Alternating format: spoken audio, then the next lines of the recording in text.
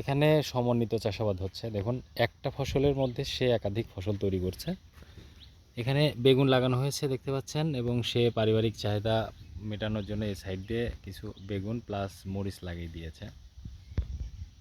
এখানে মরিচ, এবং এর ভেতরেই আরেকটা ফসল যাতে দ্রুত হয়ে যায় সেজন্য দেখেন সে ঝিঙা এবং পুল্লা যেটা বলে ধুন্দুল সেটা লাগিয়ে দিয়েছে, এবং বড় করে মাচা দিচ্ছে একটু উঁচু করে। বড় মাচা দিলে কি হবে, একটু উঁচু করে মাচা দিলে আপনি মাচা নিচ দিয়ে রিল্যাক্সেই যাতায়াত করতে পারবেন কীটনাশক স্প্রে করতে হলে বা পরিচর্যার ক্ষেত্রে, এবং